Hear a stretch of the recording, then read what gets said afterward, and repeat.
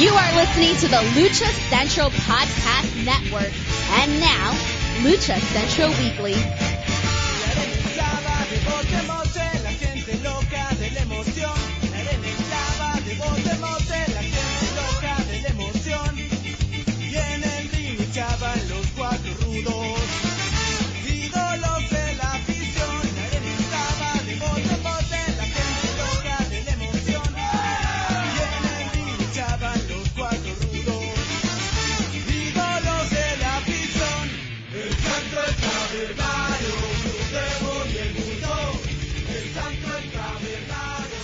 Hello and welcome to the Lucha Central Weekly Podcast. This is the podcast that lets you know all of the latest happening in the world of Lucha Libre.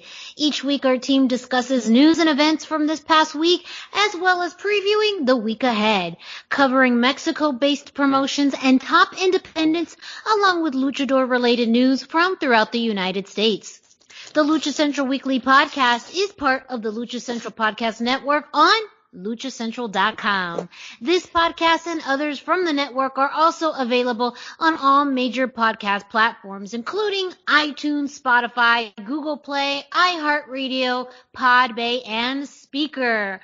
My name is Miranda Morales, and I'm one of the co-hosts of the Lucha Central Weekly Podcast. And let's bring in the rest of the podcast team. Introducing first, he is the dashing one, Dusty Murphy. Dusty, how's it going today? Oh, it's going fantastic. How's it going for you, Miranda?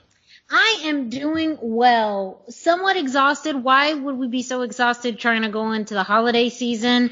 We'll tell you more on this week's episode because there's a lot to cover. But, you know, working hard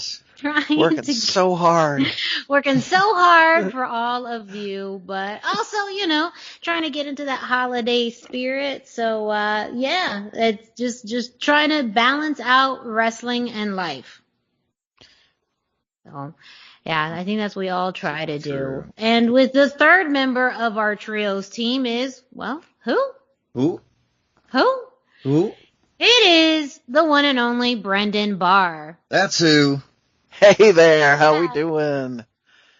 I'm tired too. Hey. Super tired. We tried our best to multitask. You guys, I just have to commend both you, Brendan and Dusty, on the successful live stream of TripleMania, which was on the Lucha Central YouTube page this week. You had your live reactions and thoughts.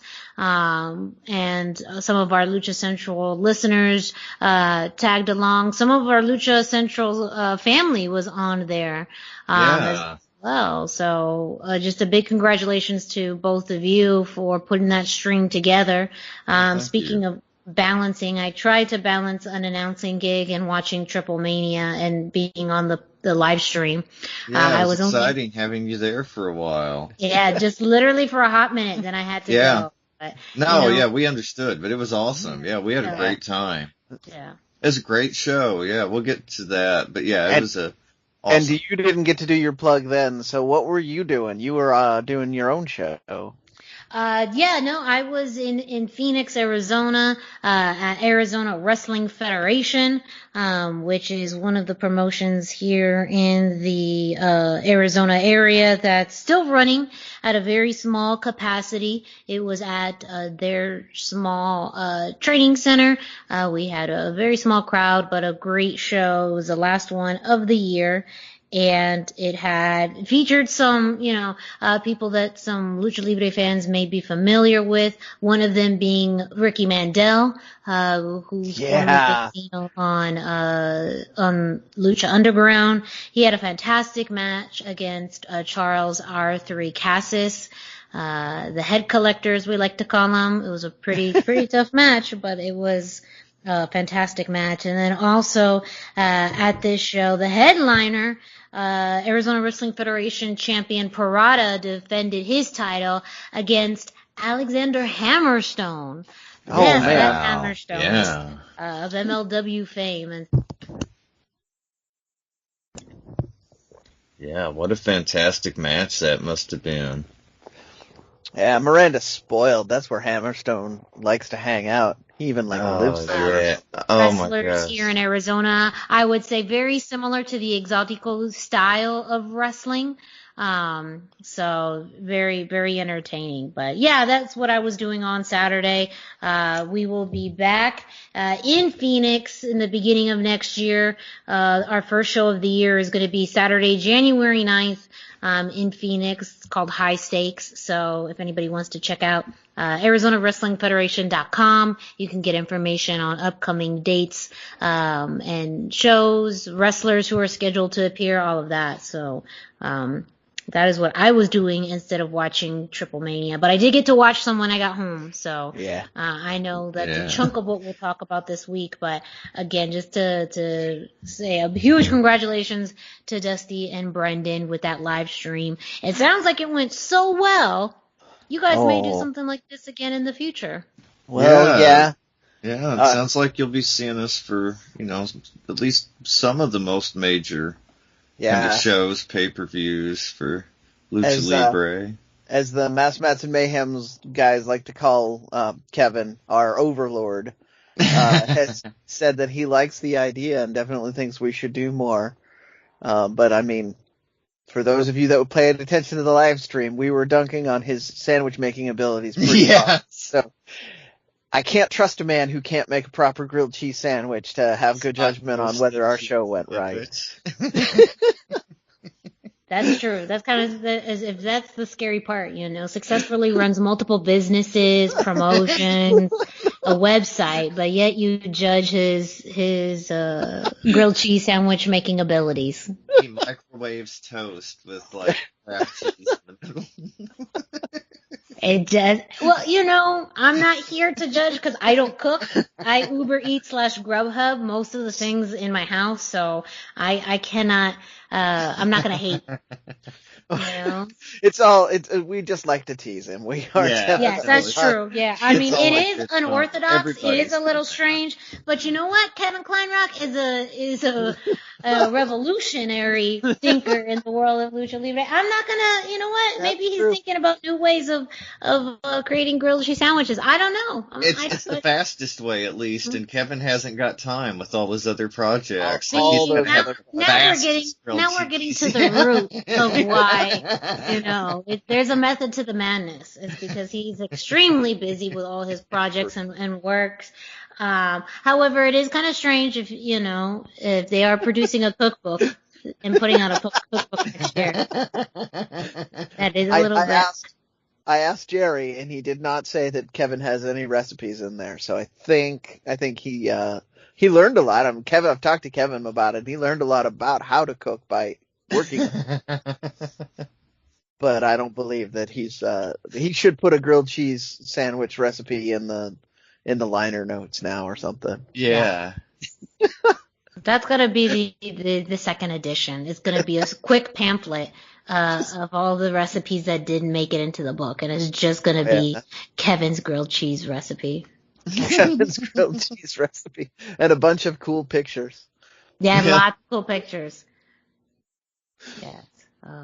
Well, gentlemen, as we mentioned, it was a packed week in wrestling indeed. We'll be covering everything that's happening and everything that will be happening this week in Lucha Libre. So to start off, Brendan's going to take us through the road back to shows. Oh, man. I'm really glad that we were able to sneak in TripleMania, but it's getting worse. I keep relating it to Seattle, but Mexico City has put out announcements. They're begging people to stay home. They're alluding to the fact that they're running short on beds in hospitals. The popular theory is that it's going to go up to red at some point, and if that happens, then wrestling will be back down again, and they will be in full lockdown, much like we tried to do up here. So, wear the mask, stay home if you're in Mexico City. Watch the wrestling on TV. There's going to be some on TV. If you hear the word secret show, say I'm busy that weekend. Just pretend it's your friends in a local band that it's his show. I love that one. Just pretend it's. You have a dentist appointment. You're dyeing your hair at home. Trust me, lots of these. Anything works. And still bad COVID-related news. ROH's final battle has been impacted by COVID testing. There is a small list of people who have had to be removed from the card, which will be happening this weekend as this show goes up. Bandito, EC3, Flamita, and Kenny King. Now, I got a little more detail on this after I'd first heard about it. It sounds like what was happening with Bandito and Flamita is that the testing that the state of Maryland uses is on the antibodies in your bloodstream, as we know from their CMLL issues, that they had tested positive like a month ago, I believe it was. And so they believe that some people are thinking that the antibodies that are in his blood system may not mean that he has COVID, but he did have COVID, and it just might be too high for the standards that the state of Maryland is putting out. So so again, Bandito, EC3, Flamita, Kenny King have all been removed from the card. They are going to put up the first hour of ROH's final battle for free, and then announce day of what the matches are going to be. So still worth tuning in. There's probably going to be a lot of lucha content. They always try and get you the best card possible. This is always a thing with the indies, is, card is really legitimately subject to change, and at least they have some time to prepare for this, but I think they don't want to announce anything because they want to just wait and see who's cleared to work by the time show day happens. So, right. I don't have that in front of me. That's Saturday, I believe. Or is that Sunday? I think it's Saturday. I believe it's Saturday the 19th. Yeah, there we go. Saturday. And then in other news, which hopefully stays good, CMLL announced more of their card for the Christmas show. So now we have El Galito and Microman against Chemuel and Perico Zacarias. That's, if you don't recognize those names, those are some of the really little guys, but some of the biggest athletes on the card, so it'll be an exciting start to the Christmas show. Then we have the Trios Championship with Euphoria, Gran Guerrero, and Ultimo Guerrero against Cuatrero, Forasterio, and Sanson.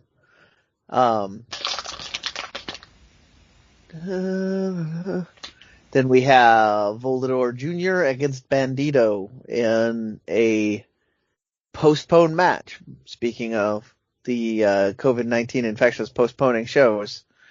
So that they've said they're going to reschedule that. Bandito says he is confident that he can make that.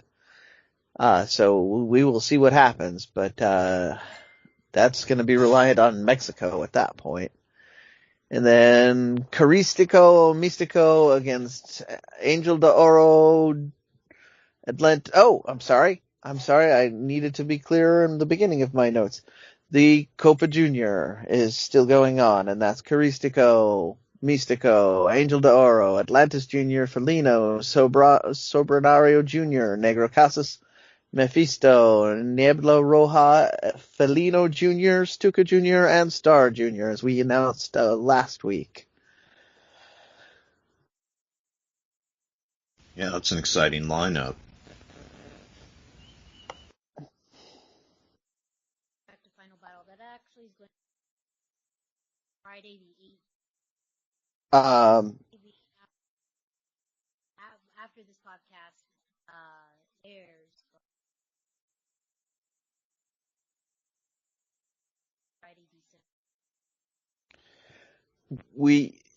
We're having some trouble hearing you, Miranda.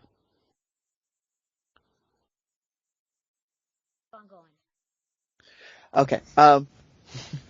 Yeah, but I believe she was saying that Ring of Honor was on Friday? Yes, Friday the 18th. Okay, Friday the 18th. Okay, Friday the 18th. So after you listen to this show, go watch ROH Final Battle.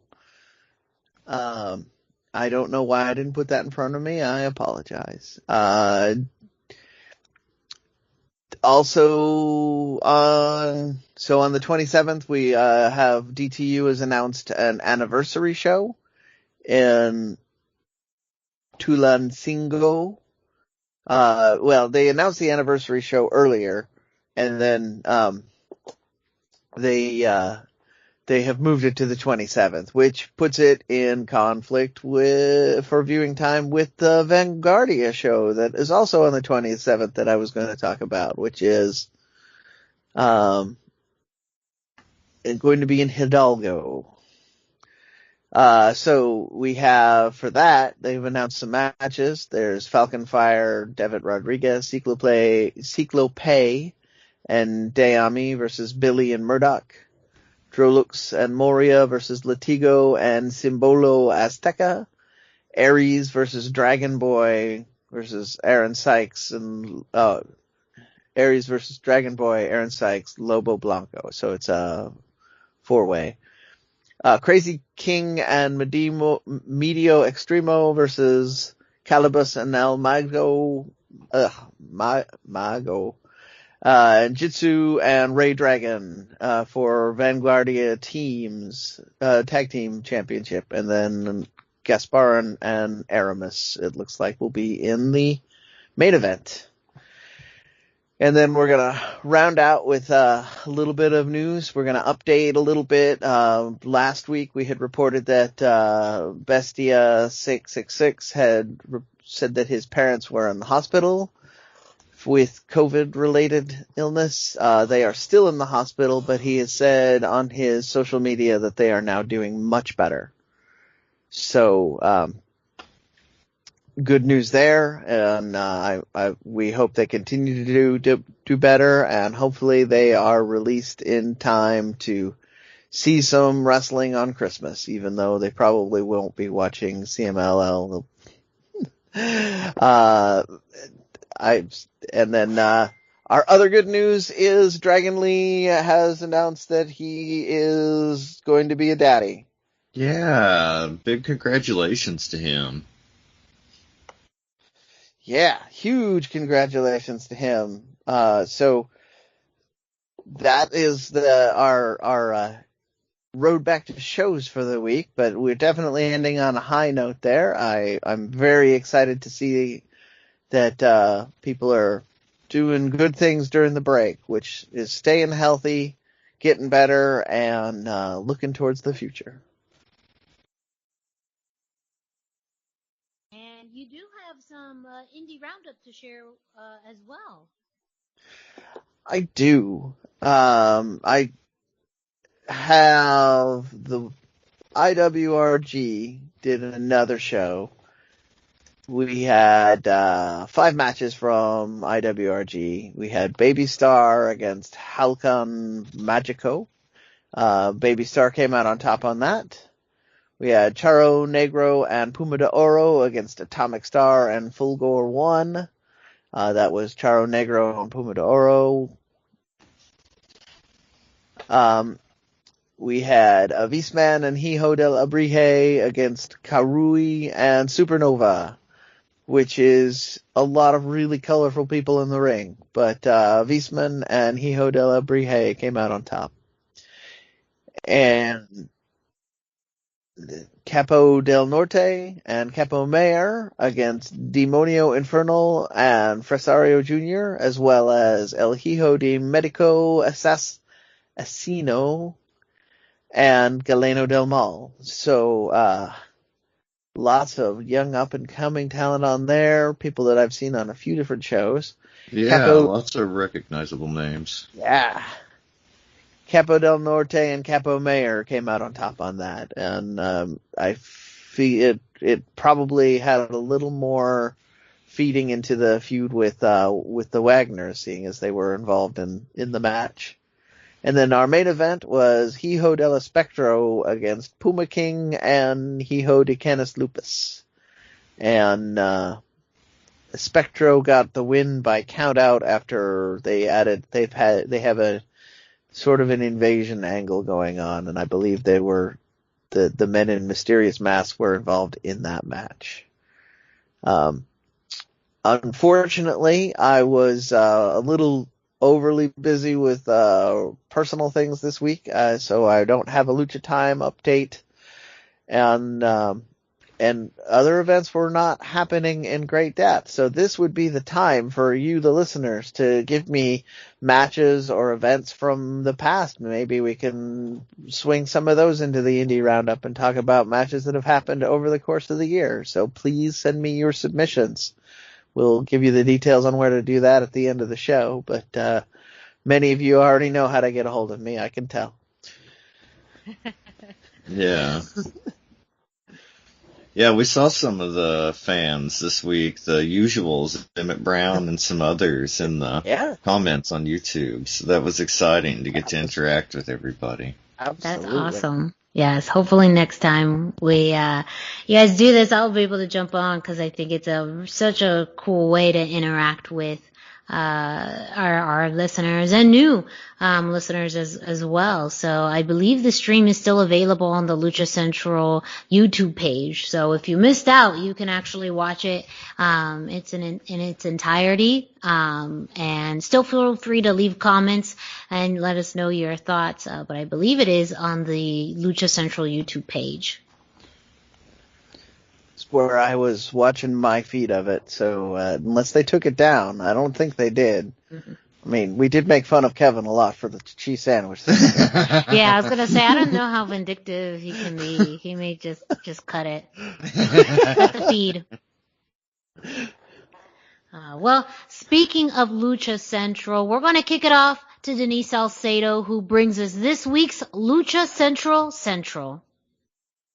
Why should you visit thechairshot.com? Thechairshot.com is your home for hard-hitting reviews, news, opinion, and analysis with attitude. Why? Because you're smarter than the average fan. Thechairshot.com. Always use your head. Hey everyone, it's Denise Salcedo here in Lucha Central with a reminder of where and when to catch all of the great network content this week. Get the full lineup and listen to all of our shows in the podcast network section of luchacentral.com. On Tuesdays, Mass, Mats, and Mayhem takes you inside the world of Lucha Underground as they take you weekly through the series with the benefit of hindsight and the benefit of special guests from the groundbreaking series. Check out the premiere video stream every Tuesday at 2 p.m. Pacific, 5 p.m. Eastern on the Lucha Central YouTube channel and at luchacentral.com. Then listen to it on your favorite podcast platform every Wednesday. Tuesday nights live, it's Wrestle Boss, where Fabi Chulo talks MMA and pro wrestling with special guests and listener call-ins. Visit WrestleBossLive.com Tuesday nights at 7 p.m. Pacific to listen live or call in with questions or download the show on podcast platforms on Wednesdays. Wednesday nights live on Facebook, it's Spanish show La Mesa de los Márgaros, giving you both the news and the chisme from around the lucha world. Special guests and a whole lot of fun make it one of the most talked about shows in Mexico. Thursdays, it's Straight Out of the Bodega with Papo Esco and PWR promoter Gabriel Ramirez, as they have guests from throughout the wrestling world pull up to give an inside look into their careers. From indie standouts to television superstars, each week brings a new name and perspective. On Friday, it's your double dose of Lucha Central Weekly podcast, one in English y el otro en español. Lucha Central Weekly is where you'll find all the top stories of the week, both inside and out of the ring from Mexico and anywhere luchadores are in action across the globe. Be sure to subscribe and follow all your favorite Lucha Central Network series on your favorite podcast platforms, either by their own series name or subscribe to the Lucha Central Podcast Network show pages to get all of the shows in one easy feed. And please consider giving a rating to help more fans find the shows that you love. For now, this is Denise Salcedo signing off from Lucha Central. Have a great week. Lucha-Masks.com by Pro Wrestling Revolution, bringing you in partnership with Mask Republic, the Lucha Brothers, as well as Japanese legend Ultimo Dragon. Go to lucha-masks.com and fight Lucha Strong with masks from your favorite Lucha legends and Pro Wrestling Revolution luchadores. Stay safe in style and represent your favorite luchador. Get yours now at lucha-masks.com, powered by Pro Wrestling Revolution. As always, a very big thank you to Denise Salcedo, who brings us this week's Lucha Central, letting you know what's happening throughout the Lucha Central Podcast Network. Up next, Dusty, he's going to let us know what's been happening on WWE SmackDown and Raw. Yeah, and the answer is not much. On Raw this week, there was a very brief glimpse of Lucha House Party. Metalik took a power bomb during the 24/7 kind of madness, the chaos that's been going on during the Elias matches. Like, they just don't know what to do with Elias, so they bring him out and have R-Truth and the 24/7 guys interrupt him. And that's where it goes. And SmackDown, the only glimpse we had was Rey Mysterio was in a very tedious recap video, the Murphy Corbin storyline from the last 2 weeks. Like, we just saw it. We don't need to be reminded again. But they reminded us anyway because it's COVID and they don't have enough, new product to cover time. So when they don't have enough new product or, ring work to cover time, they recap stuff. So that's how it is. And, was a rumor going around about the big men on the roster having been sent to the Performance Center, and there had been like a few quiet comments like, oh, that's what they did to the luchadors too. They didn't know how to work in front of a camera, in Vince's opinion, without a crowd, and they're all at the Performance Center. So, I don't know. That could be an explanation for why we don't see them on right now. It's curious, it makes sense, but it's just a rumor. And so, a lot of interesting stuff going on with WWE, but not a whole lot in the actual television talent this week. Hopefully next week we'll have more to report on, but for now it doesn't look like there's going to be much Lucha anything going on leading into the TLC pay-per-view or anything. The Go Home Raw just had the 24/7 chaos. And I don't see anything more than the Mysterio family being like ringside for Murphy Corbin if they have a match.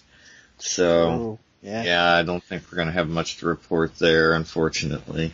Yeah. The closest we came really was the story, I sent Dusty a story earlier in the week, which was, the former Sin Cara was celebrating his 1 year of being away from the WWE. He did a couple of really cool videos on his Instagram page and Twitter. Yes, Cinta de Oro. Mm-hmm. Yeah, very cool. It's kind of strange. Not that it was bad when you're celebrating your anniversary of being away from the WWE. That's like celebrating a breakup. So yeah. Well, it's pretty well documented. It's with him in particular, how he treated. So, well, we're gonna go into some more exciting news with AEW. Dusty, what happened this week with Dark and Dynamite? This was a little better. Yeah, Dark. We had 4 great Lucha Central matches. The first one was Ricky Starks versus Sotera Chun. I hope I pronounced that right. And this was a fun match. Ricky Starks was at his best again on this match, with some mild assistance on the outside from Powerhouse Hobbs. He was easily able to win in a 3-minute match, but it was really fun. If you like Ricky Starks, this is exactly what you love, so you'll want to check this out. Next up, we had Jurassic Express defeating Shawn Dean and Fuego del Sol. Commentary mentioned almost immediately that this is Jungle Boy's 51st match in AEW. So he's quickly becoming a veteran in AEW. He's really building up the ring count, and this was a great match. It just wasn't Shawn Dean and Fuego del Sol's day to win, because it's hardly ever their day to win. Someday it will be their day to win, just not today. And But they lost at about 5 minutes to Jurassic Express, who have their tandem moves and their tag team moves down to perfection at this point. Like, they're too good not to be in the title picture very soon. I think we're going to see them move up, especially with commentary mentioning the matches and, you know, like they've been around. They've earned their spot. And next up, we had Brian Cage defeating VSK. This was a fun match, too. Like, a lot of times it looked like VSK was going to get the upper hand. You know, he might win. He had a lot of offense. But it was just like Cage was just a cat toying with a mouse. Eventually, he got sick of it. He hit the drill claw on him to get the pin. 3-minute match, but it was great for Brian Cage. And then we had Ivelisse defeating Casey Lennox. Casey Lennox had her AEW debut on AEW Dark. And so that was her first match, but it just wasn't enough to come up against somebody as seasoned and as well-traveled as Ivelisse. She really had a showcase match on Dark, and she definitely blocked and pretty much sidestepped all of Casey's offense to get the win in 4 short minutes. Like, it went by very quickly. And that was all the Lucha content on Dark. So I want to sneak in here with a quick little update. I talked about Chun last week. Yes. He actually made the news.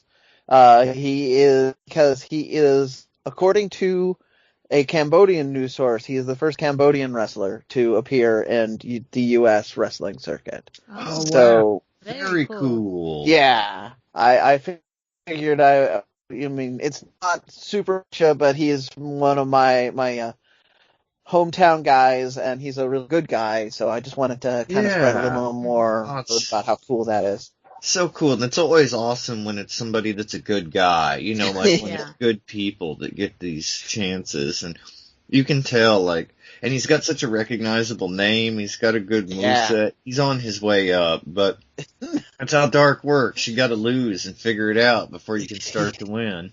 Exactly. Work through the system. And then we had Dynamite on Wednesday, and first up we had Cody Rhodes versus Angelico. This was awesome. Angelico came out of the heel tunnel at the beginning of the match, I noticed. You know, I kind of pay attention to those things. But I noticed that, and we got a full entrance for Angelico, which TH2 don't often get on television. That's pretty unusual for Dynamite. Very cool. We got a lot of background on Angelico from commentary about his past and how he had gone from South Africa to Spain, and then he met Ultimo Dragon, and Ultimo Dragon sent him to Mexico City, and he trained down there with Ultimo and then with Negro Devaro, and that they had kind of been influences on each step of the way, and he had trained in the Yave submission style. You know, just so cool. And they really put over his past and what he could do, which was very cool because it was a fantastic match. Cody was really at his grandstanding best, you know, like the Cody Rhodes that's almost a parody. He was awesome. He was doing stuff like grabbing the rope with his teeth, like where he's secretly a heel, but he's not a heel. He could have stuck his leg out, but he used his teeth. Like, it was dramatic, and it's, I enjoyed the grandstanding. And, but yeah, he grabbed the rope with his teeth to break out of Angelico's submission hold. It was just awesome. And even though this was not a winning match for Angelico, I thought this was an elevating match for him, where he looked great even though he lost. The finisher from Cody was a top rope cutter, and it looked amazing, but not many people could take that top rope cutter and make it look like that, like Angelico did. And I feel like between commentary, he's moving further and further up. Like, his charisma was off the charts in this match. He had a spot where he laid back on the mat, all cool and swag to taunt Cody. You know, his dance during the entrance, the whole thing was really put over by commentary, and the whole thing gave us the feel that we're going to be seeing a lot more of Angelico, if not TH2. And I'm always excited for that. Like, I think we're going to see a lot more of these guys soon. Absolutely. Yeah, I think I love too how commentary kind of played up, especially with Angelico just having a style that Cody is not used to, and so it's, and the versatility and speed of Angelico, the way that his mind works as fast as his feet. And, so I thought that was a great way of being able to sell Angelico. It's just a different style that you kind of knew Cody was going to win, but it was great at first to see some of the challenges that Cody had adapting absolutely. to and they did some work. Yeah, they did some subtle work with that too, with Cody obviously looking like he wasn't expecting what he got. So, yeah, it was a very enjoyable match. I agree. Next up, we had a Thunder Rosa segment. Rosa was backstage to call out Britt Baker for telling her that she didn't belong in AEW. And Rosa said, she'd wrestled all over the world. And when she was wrestling Serena Deeb, she only lost because Britt Baker interfered. And then she said maybe she did belong, since Britt was so confused, about the whole situation, that maybe she did belong there. And she laughed. And that's when Rebel showed up. And, she gave her the business for having a fake laugh that wasn't any good, in Rebel's opinion. And she was didn't like her talking poorly about Dr. Baker. And out of nowhere, Dr. Britt Baker showed up. And she put Rosa in a hold while Rebel poured the bottle of water over her face, and they rubbed the makeup off. It was very heel. I loved the whole thing. Like, Rosa, super cool heel spot. I don't know how she's like babyface and tweener at the same time, because she's like a badass and saying all these kind of heel type or tweener type things, but I love it. Like, she is the coolest character right now. And I love this feud between her and Britt Baker. Like, this is amazing for both of them. Britt Baker was obviously the person for the women's division at one time who they had their eye on. Making the face to the women's division even. But until she turned heel and everything, it wasn't what it could have been. And so I feel like they're really building to that with Thunder Rosa, and both of them are elevating to the main event of women's talent through this feud. Yeah, absolutely. Next up, we had Serena Deeb and Big Swole defeating Ivelisse and Diamante. Swole was able to get the pin on Diamante at the end of this match by using the cloverleaf, while Deeb held Ivelisse on the apron to keep her from interfering.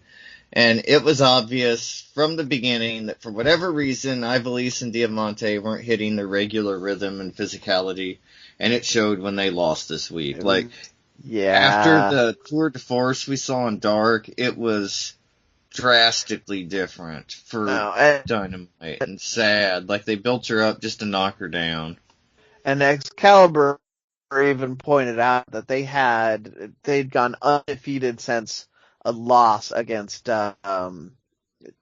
just the one loss, and it was against main event people, so it would make, I can't remember off the top of my head, but fact was they had this undefeated team that had won the Tag Team World Cup, and then put them in there, two people who don't even normally together. Yeah, first time tag team. And it was weird. Yeah, and Big Swole, who never really wins. Like, I don't know. At least not when it counts. I don't know. I just, again, I was let down.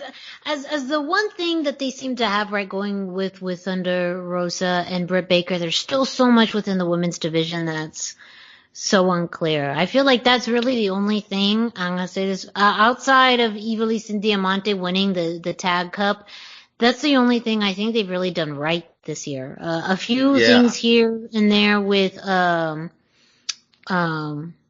Shida.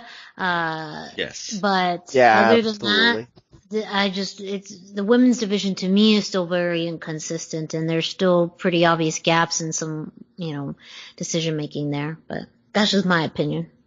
Yeah, it really wasn't until they got the NWA title involved in Thunder Rosa that the AEW Women's Championship and even the women's title picture became more relevant and more talked about, that's when people started saying, like, check out this women's match. That was kind of the beginning of all of that for AEW. And so hopefully they're able to capitalize on the momentum and follow through. Post-match, we had a beatdown by Vicky and Nyla Rose on Big Swole and Deeb. And then Red Velvet came out with a chair to make the save by helping to equalize the numbers. And Vicky didn't, want any part of that, but Nyla actually got hit with the chair, so we'll see what comes of all of this. It's interesting that as much as we're seeing the men's trios teams, that now we're kind of seeing them splitting off into women's factions for whatever reason. Brandy was obviously meant to be with Swole and Serena Deeb. That was the implication. But then she got pregnant. And so she's out. Like, she's not wrestling. So I think Red Velvet is stepping in Brandy's place, or where they had Brandy earmarked to go. And I think that's a great place for Red Velvet, to be honest. I do too, absolutely. They've been bringing in a lot of this independent talent in, and not always, especially on the women's side, not, trying to figure out a place for them. And so I hope too this helps elevate someone like Red Velvet, who's fantastic in the ring, great personality, and I think would just be integrated so well within that women's division. And it's something different, and they really have to play on to that. But again, there's some booking that it's still confusing to me. Absolutely. Well, I'm taking Brandy's medical absence as a sign of optimism. I know that she's not 100% behind all of the things that have or haven't happened. Right. But by getting somebody fresh in there, maybe letting a real wrestler, some of the, what, I wasn't going to say that. I don't want to. Shots fired. So here's the thing. She's worked really hard, and she gets a lot of criticism that I thought, but yeah. Strong there. I mean, it's like Linda McCartney, keyboard and wings. Kinda, yeah. But that's why but the fresh blood, regardless, whether you buy into that or whether you just think that something was missing, I think that is that this is an opportunity for them to really step it up. They've already been heading in a good direction, and a little bit of fresh eyes on it may really help. Yeah, I hope so. Be an exciting change for the women's division. And then last up on the show, we had Penta and Phoenix running in on a fight that was in place with Kingston and Butcher and Blade as the family. Eddie Kingston's family was attacking Lance Archer, and they ran in, and then we had a surprise Pac return. It was really cool. And there was an especially cool moment on the apron when Penta kicked, I believe, Butcher, but it might have been Blade. He kicked one or the other. And they knocked heads, and while they stood there dazed, Phoenix jumped over and did a tornillo over the top rope, and it was awesome. Yeah. I loved it. There was a reason for them to be standing there dazed. Yeah. They explained why they were standing there just hanging out, and I thought it was awesome. And then also it was announced that December the 30th we're going to have Phoenix versus Kenny Omega on Dynamite, and so I'm really excited for that match. We never got to see. Yeah. Yeah, well, we're getting it now at the Dynamite Holiday Bash, I believe they're calling it. And yeah, so very exciting. I believe the upcoming Dynamite is not going to have much in the way of matches because it comes on after a basketball game, and so I think it's going to be more of a clip show on the 23rd. Yeah. It's the late start time too, 10 o'clock. Yeah. Right. And so this coming one won't be great, but the next one, we got Phoenix versus Kenny Omega. So good. And I am not sure if it's a title match. I don't know if that's been announced or not, but the implications of it are big. He beat Phoenix for the AAA Mega Campeon Championship. Yeah. And so there's a lot of history between these two guys that I'm interested and excited to see them capitalize on in the match. Oh, and also be ringside. So that's very exciting. Hopefully we'll play into it. It'll be interesting to see if Kenny has anybody other than Don Callis at ringside. Yes, Don Callis is the only announced name, but I have a feeling, maybe this is where we finally see Carl Anderson come in. He's hinted at showing up on Dynamite. I believe they've already set that up. Well, you can talk about that later in the show, but I believe they've put some work into that too. Yeah, things have happened this week. Yes, very exciting things. Things have happened. But yes, no, I agree. I mean, there's this common thread now with Kenny Omega. I mean, just in this show, we're talking about him on with different companies. So that thread that we see him now continuing this, throughout, 3 different promotions, and that's just this week. Who knows what, 2021 will unfold with Kenny Omega and, where else he will show up. Right. I have a feeling we're going to see him more places soon. I don't know where. Obviously, there's larger implications, that are aimed at Japan too for Kenny, but we'll see. Yeah. At least his main championship right now is and will always be the AEW World Championship, and we'll get to see him. It's the AAA Mega Championship. It is in my heart. On this show, and probably in Kenny's. But... He's the AAA Mega Championship. In this show, he's the Triple Mega Champion first, and then AEW. That's how that's gonna go. That's how the technical order of it goes. I love it. And alphabetical is the most proper way when making a list. Chronological, alphabetical. It would be number 1. Yeah. Right. Yeah. Yeah, I love it. Oh. Well, what also happened on Wednesday night is, NXT. Yeah. We had a great episode of NXT as always. Always a very solid show. Definitely some matches, with some well-known luchador related wrestlers. And again, just saying, the NXT women's division continues to be the best, out there. Absolutely. Best book division in all of wrestling. Statement made. Yeah, I agree with that statement. All of wrestling. They're not the best ladies division anymore. Yeah, no, it's truly the best division in all of wrestling. Yes. Hashtag facts. As far as some of the first luchador related matches and news in NXT, Shotzi Blackheart had a match against Indy Hartwell. This is a continuance of the storyline from NXT War Games, where Indy Hartwell interfered with the ability for Team Shotzi Blackheart Team Blackheart to get in the ring, which caused Io Shirai to have to jump into the ring with a trash can over her head, which is one of the best memes still this year. Yeah, it's awesome. If I have to thank Indy Hartwell for that, then I will thank Indy Hartwell for that. However, Shotzi was out for revenge with Indy's interference, and also as a way to get back at Candice LeRae. Of course, Indy Hartwell came out with the Gargano family, which included Candice, Johnny, and Austin Theory. That interference the interference happened with the trophy, I believe. There's this little trophy that they keep going around with this little doll that looks like Shotzi Blackheart.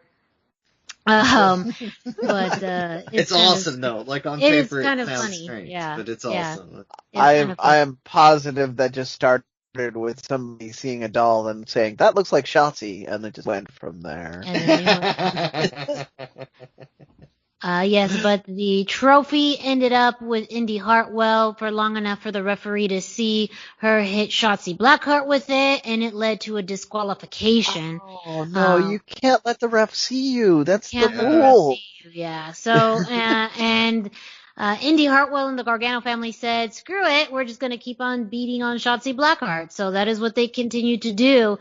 And Candice LeRae laid out Shotzi with a wicked stepsister afterward. So, I don't know if Shotzi's going to need some more friends to help her out with Candice and Indy and the entire Gargano family, but the numbers games is not in her favor.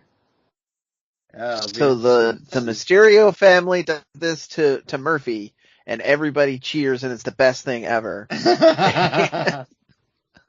Well, it's because he's on our side. Yeah. No, I think it's luchadors. And I think the luchador must be allowed to enter into any level of violence that is necessary. Yeah, because the Lucha's family.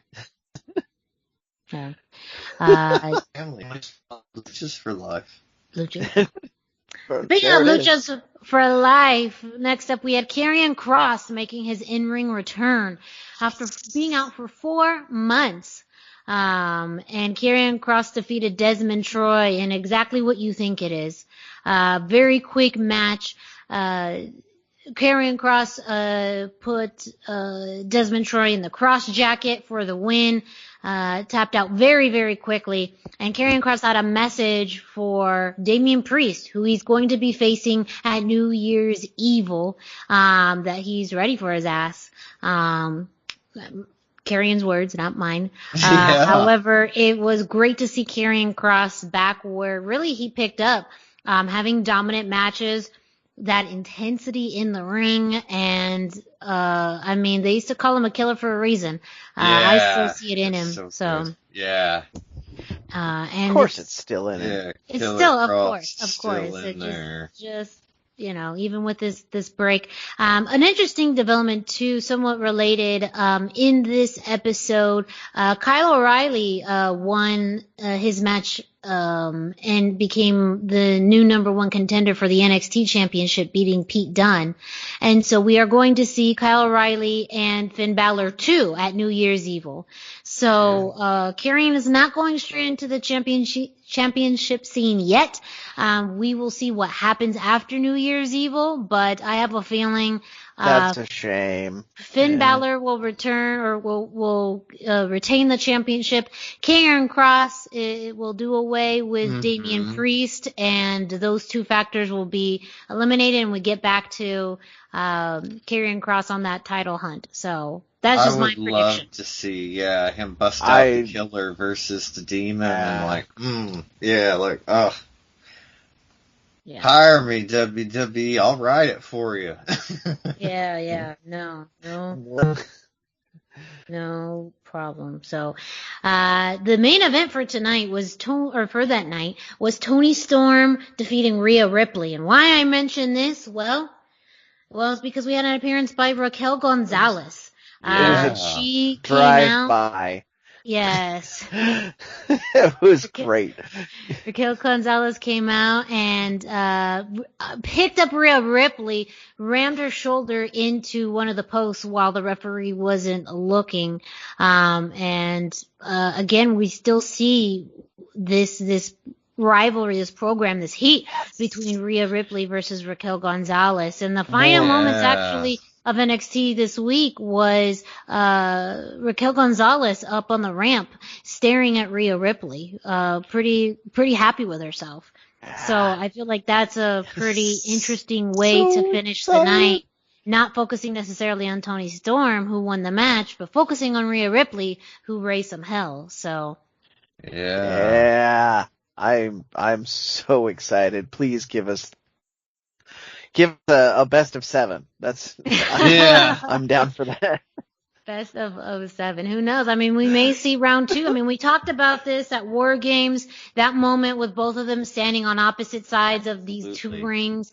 I think they've been building up Raquel. The first match they had against each other at Halloween Havoc, Rhea won. I think they built up Raquel just enough where she should win number 2, and then you get the rubber. I'll take it. I definitely think this is Raquel's match to win at this point. Absolutely, yeah. They are. Yeah, she's on a fast track up. Like, she just looks so dominant. That Snake Eyes drive into the post was like, oh yeah, she just looks so intense and just looks like she would maim and injure you, and I love it. Yeah. Yeah, so we don't have all the matches announced for New Year's Evil yet, but we will be getting them fairly soon. So, and also Dexter Lumis has been announced as the host for New Year's Evil, so that will be very interesting. We have Shotzi Blackheart as the host of Halloween Havoc, so Very maybe she also cool. started a trend of having wrestlers host some of these specials. So I love that idea. I don't know if it would ruin him if we hear him talk. I hope we I don't know if don't. we'll hear him talk. Yeah, I I feel hope like we he's just going to don't. draw it all out. Yeah. That's how it was announced, actually. He had a drawing in which he announced himself as the host. So that's how we're going to get it, it seems I like. love it. Also, There's real something quick. So good. Twin Peaks about it, and it's so good. Yeah, he's just so creepy. So Uh-huh. creepy. Good for him. We did not have a match from Legado del Fantasma, but we did have a pretty cool video package. I think it was part of the progressive moment of the night, which is, again, strange, but whatever. Where we just had a review. It's the same video package that we've seen before of Santos explaining how they are the future of Lucha Libre. Pointing out the capabilities and technical prowess of Raul Mendoza and Joaquin Wilde, and of course himself as the Cruiserweight champion. So it was a great moment of just kind of that reminder of how dominant Legado del Fantasma has been this year, and just a great video package highlighting each of the members. So they were, though not there wrestling, they were not forgotten. They were by WWE. Hopefully this means we will see them before the end of the year. But you can check it out on WWE. I believe they have it on their YouTube page, or you can find it somehow online, but you should check it out. A really cool, awesome video package that just makes Legado del Fantasma look awesome. Always love those. More of those, please. Yes, more of those, please. NXT does a fantastic job of those as well. So Yes, they do. They really, really do. So I remember watching that Io Shirai promo she did for Halloween Havoc like 5 times, just because I loved it so much. It was amazing. So good. Yes. Yeah. Well, speaking of so good, TripleMania happened. Yes. This man. week. And yes, I feel like that's at minimum how to talk about TripleMania. But Dusty, kind of navigate us through what happened at TripleMania. I know we're going to be running down the card, but I mean, wow. Yeah. Wow. To recap an amazing show for those of you that didn't see it, or to, kind of recap it again for those of you that did. Hopefully some of you were there with us on our live stream. We sure had a lot of fun. We hope to see those of you that weren't there next time. But our first match was Carter Brava Jr., Mocha Cota Jr., and Tito Santana, who, if you listen to the show, I confused it. He is not the Tito Santana from WWF. Not that one. He's the other one. And I was so embarrassed, but it happens. It was live. And Poder del Norte, versus, and they defeated also Dinastia, Maximo, and Mr. Iguana in a trios match. This was an amazing match. The finish happened after Mr. Iguana took, like a brutal kick to the head, and if you wondered how did they do that, it's because they really did that. He really got kicked in the head. He had his belt rung. He was supposed to appear on the show, but he was backstage. He forgot the show. He actually forgot his entrance jacket, but he's doing a lot better now. He's hanging out on the beach in Matlazon and drinking beer, having a good time, says he's doing good. I talked to him today, and, says he's feeling great. So, our best wishes to him healing up. But this was a fantastic opening match. If you like trios action, this was awesome. Carter Brava Jr., Mocha Cota Jr., and Tito Santana are quietly delivering some of the best trio stuff. I feel like if you're a consistent AAA fan, you see it and but you don't hear them get shouted out a lot. So this was a great match. Both sides loved it. Next up, we had the AAA Tag Team title match, we had the Lucha Bros, Phoenix, and Pentagon Jr., as they were titled for this show, against Miss Disease Jr. and Octagon Jr., and Rey Escorpion with Tejano Jr. And this was awesome again. The Lucha Bros, we didn't see a whole lot of them. Pentagon was allegedly working with a pretty significant knee injury, and so we didn't see him a whole lot in the match, like as much as I'd like, but for what we saw, he definitely gave everything he had. They looked cool, and they kept the titles on Phoenix and Pentagon Jr. They won the match, and that was very exciting win. It's exciting to see what they'll do with them, but Tejano and Rey Scorpion, like, they are looking so good. They were the secret stars of the match for me. Everybody. I thought Miss Disease and Octagon really stepped up too. They absolutely did. Everybody brought their top game. I thought they both outshined Lucha Bros, actually, as far as, like, what we saw in ring. And that was unfortunate because we know Lucha Bros can bring it, and obviously they're part of the larger picture for whatever goes forward. But they really stepped up, and Miz Disease Jr. and Octagon Jr. have become must-see guys in the last several months. This year was when they really went from being like, these guys are going to be great, to like, these guys are cannot miss. If you see them, at least if I see them on the card, that's a match I want to see no matter who it's against.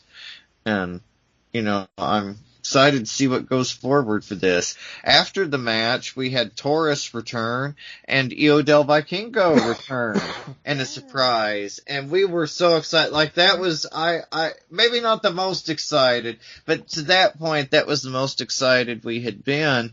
And at the live stream, we had heard 6 men in the ring at a time was kind of the limit. And at the time, we noticed on the live stream that Phoenix and Penta had taken the titles and very quietly gone backstage, protecting the 6 men in a ring rule when Taurus and Vikingo came back to join, their factions. And it was awesome. I hope to see more of everybody. Well, we'll get to that in a minute, but I think we're going to see a lot more of everybody soon. Next up, we had the Lucha Libre Copa Femenil. And it was an amazing match. It was kind of a Royal Rumble match. And we had Lady Shawnee defeating Fabi Apache, Lady Maravilla, Cheek Tormenta, La Hydra, 80s, and surprise entrants, Big Mommy, Pimpinella Escarlata, and Mamba. Yeah. And I tell you, this was where our 6-man theory went out the freaking window because they were all in the ring. Like, it was amazing. This was an incredible match. Maravilla looked intense. Like, I thought, she really looks like a fighter. I loved it. 80s had a new Kitsune mask that we all just went nuts for. We were like, we need that mask. Yeah. It was incredible. I love her new style, her suit, her mask. It was great. It's always exciting to see Pimpinella Escarlata come back. Mamba looked great. I was excited to see Big Mommy. I was excited to see her. I always look forward to her appearances. And it kind of furthered their feud a little bit after the match. We had some, kind of run-in and feuding and everything. But it got pretty interesting. And then we had the introduction of Lady Flamer, who apparently is going just by the name Flamer right now in AAA, but I don't know if it was an independent appearance or if now she's signed with AAA, but she was independent on the, Mexican lucha scene, and now she's, at least at TripleMania. So that'll be exciting too, to see what comes of her appearance. I'm looking forward to that. She showed up a lot on the Crash, and, we don't kind of know what's going on with the Crash right now, so maybe that's also a sign of what's... The Crash doesn't know what's going on with the Crash right now. So we can't be faulted. Yeah, it's a very confusing situation. If I ever get anything solid, I will definitely be reporting about it. But people that are supposedly involved with the Crash will flat out deny they're involved with the Crash, and other people will say put up promotions saying that they're running a Crash show, and then they'll just basically have a poster up and no wrestler from the Crash. So you don't know what you're getting with them right now. Well, there you go. But at least we got Flamer, a new addition, and seemingly with a new name. You know, not Lady Flamer anymore, but Flamer now. And so it'll be exciting to see what comes of that. Next up, we had trios action. We had the Psycho Circus. Monster Clown, Murder Clown, and Psycho Clown defeating Blue Demon Jr., Io del LA Park, and LA Park. Like, this match was all over the place. We had a lot of fun during the match, but mostly it served to get all those guys on the TripleMania card and assumingly the payday, and also to further, afterwards there was breakdown and argument between Blue Demon and LA Park. Mm-hmm. That seemed to be where the real story of the match was. That excites me. Yes. That really does. I'm actually excited for that. I think it's going to be awesome.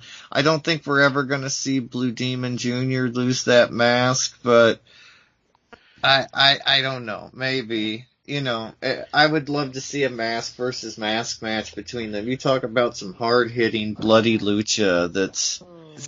Yeah. It would be hard hitting, bloody. Like you'd have cinder blocks being broken over people's heads. I mean, you know. I mean, I think you talk about the main. That was one thing, but something to that level would be something else. Oh, and I can't see Blue Demon losing one, but LA Park has already changed gimmicks once.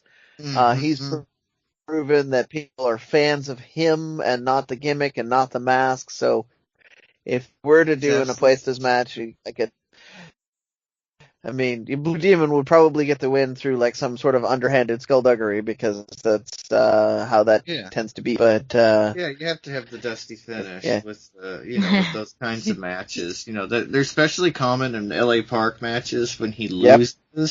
Because he just doesn't like to lose clean. And, I mean, I can't blame him. I wouldn't want to lose either. Yeah. Like, if you got that kind of juice backstage, good for you. But does he really, though?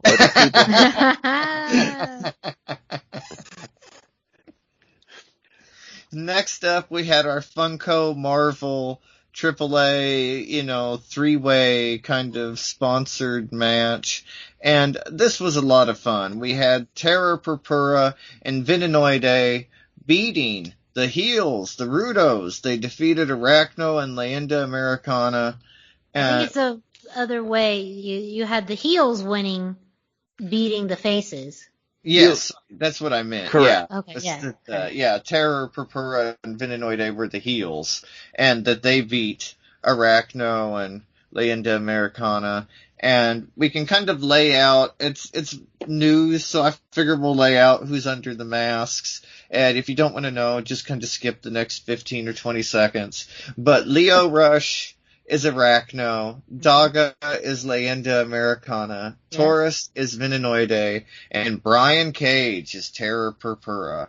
Mm-hmm. And this was a cool match. Leo Rush was a real standout. That was actually one of my predictions, that Leo Rush would be Arachno. He was just a natural fit for a Spider-Man wrestler. He looked so fantastic.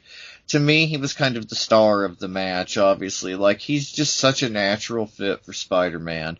Yeah, he's a great Spider-Man. It was great. Like, so good. Yeah. And I thought Terror Purpura looked fantastic. He had like a Gift of the Gods-esque belt that apparently was just part of his outfit, not meant to be a championship type thing. That was the Infinity Gauntlet. And it was so cool. The mask was cool. I loved this. This was a great match. And it turns out that Marvel has backstories for the luchadors. And so I looked them up. We did the translation. And we found out that Leyenda Americana is meant to be half American, whose dad was a U.S. soldier, his mom was a Mexican woman, and they got married, and so that's his connection to America and Captain America, but why he's, Daga underneath. Clearly not, Yeah. square job Yeah. from the 50s. Yeah. A modern spin on Captain America. Absolutely. Yep. And it's interesting. And then we have, we don't see him yet. I don't know if he'll be introduced, but Arachno's father, Arachno was actually Arachno Jr., and Arachno's father, Arachno Sr., trained a student to take over the name, kind of an adopted son who was like a brother to Arachno. And he turned out to be evil, and Arachno Sr. refused him the name, and the student went nuts and turned against the family and became Venenoide.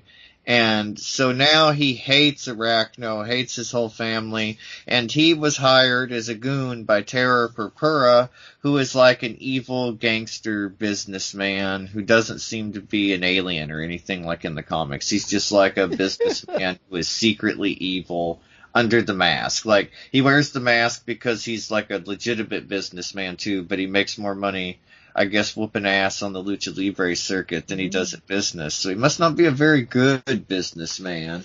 But, you know, who knows? There's been a downturn in oil and everything. Maybe, you know, we don't know. But it was a fun match. I recommend it. There's the backstories to give you some kind of, you know, history to lean on, the origin of these guys. Hopefully we'll see more. I enjoyed the match.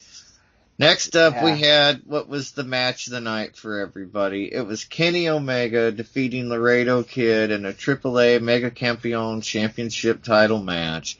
This was the biggest match of Laredo Kid's life, and in my opinion, he gave the best match of his entire life.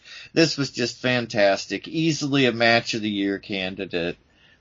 I mean, just a tour de force for everybody involved.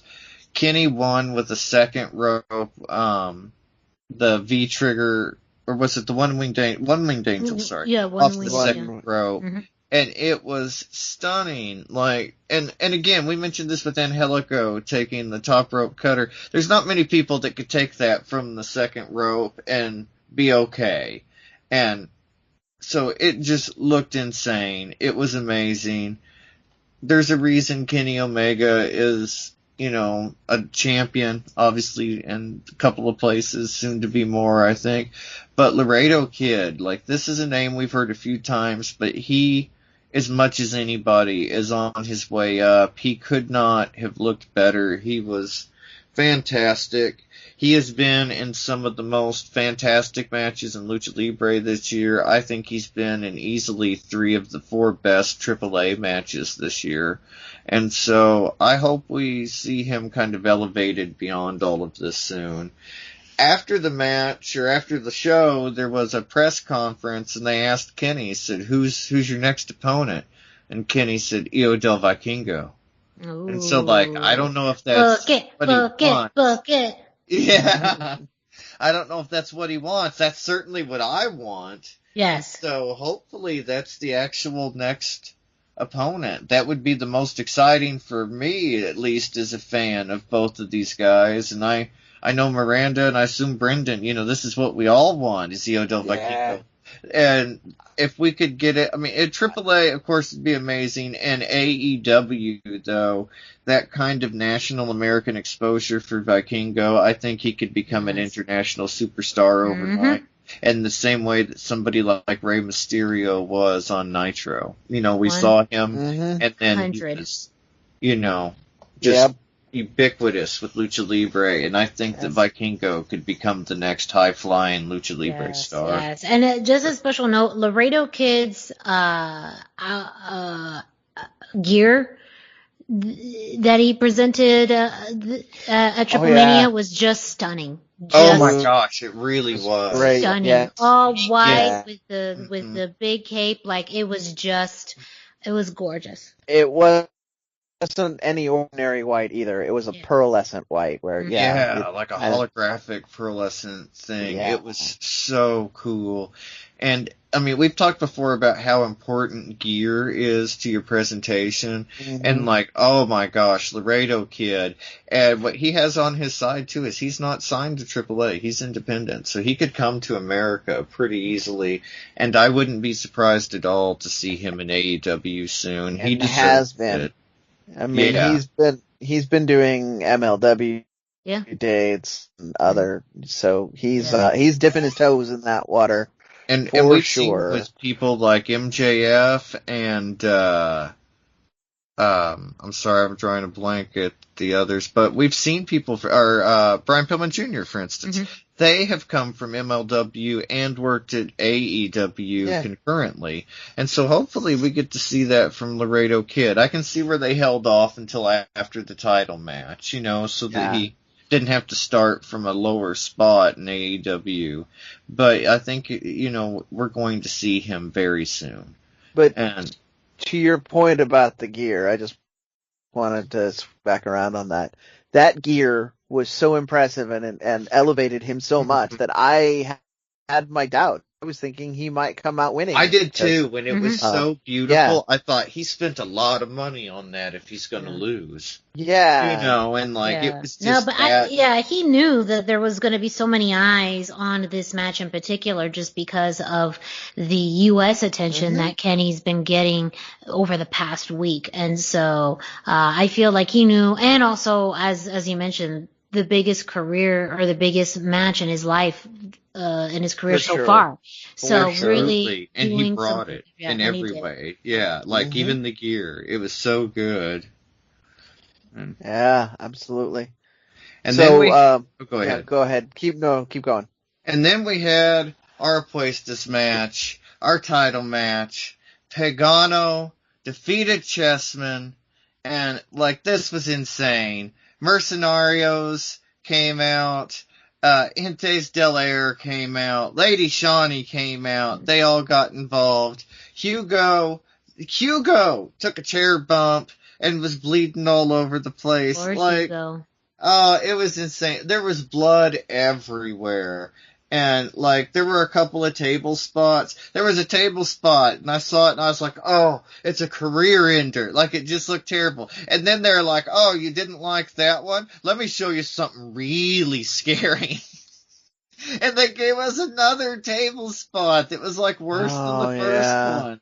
And so, if you love hardcore matches, you love extreme matches, this is the lucha match for you. It was incredible. I'm not a fan of that type of match necessarily. That's not my thing personally, but even I have to admit it was incredible. It was, when I heard Pagano against Chessman for the, especially the main event over Kenny Omega and Laredo Kid, I was surprised. I still think it was a little bit of a misstep, but they did everything in their power to bring everything they could. And it was just fantastic. Yeah, very brutal match throughout the entirety. And yes, everyone who got involved. Lady Shawnee got a big, I don't remember if it was a kick or a punch. That man, I thought, she's out. I think it was a punch. Yeah, it was a punch. Yeah, she got a punch. Man. Yeah. And, she's just, I love Lady Shawnee.